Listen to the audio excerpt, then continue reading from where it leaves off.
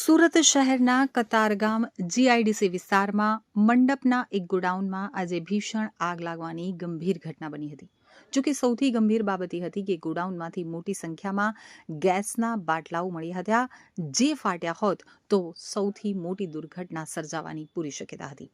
જ્યારે સુરત મ્યુનિસિપલ કોર્પોરેશનના ઝોન અધિકારીએ જીઆઈડીસી વિસ્તારની જવાબદારીમાંથી છટકવાનો પ્રયાસ કર્યો હોવા છતાં ગેરકાયદેસર પતરાના શેડને તોડવાની કામગીરી શરૂ કરવામાં આવી હતી. પ્રાથમિક માહિતી અનુસાર ગોડાઉનમાં રહેલા કાપડ, ગાદલા અને અન્ય જ્વલનશીલ સામાનને કારણે આગે ટૂંક સમયમાં જ વિકરાળ સ્વરૂપ ધારણ કરી લીધું હતું. આગ લાગતાની સાથે જ આસપાસના ફાયર વિભાગ ઘટનાના સ્થળે પહોંચી ગયા હતા અને તાત્કાલિક ઘટના સ્થળે દોડી આગ ઉપર કાબુ મેળવવાની કોશિશ કરી હતી. આગની ભીષણતાને ધ્યાનમાં રાખી શહેરના 9 ફાયર સ્ટેશનની 15 થી 17 જેટલી ગાડીઓ ઘટના સ્થળ ઉપર રવાના કરવામાં આવી હતી. ગોડાઉનની પાછળની સાઈડમાં કચરો સળગાવવામાં આવતા તેના તણખા પડવાથી આ આગ લાગી હતી. આગને કાબૂમાં લેવા માટે ફાયર વિભાગે 2 કલાકની જહેમત ઉઠાવી હતી. ગોડાઉનમાંથી મોટી સંખ્યામાં ગેસના બાટલાઓ પણ મળી આવ્યા હતા, જે ફાટ્યા હોત તો મોટી દુર્ઘટના સર્જાવાની પૂરી શક્યતા હતી.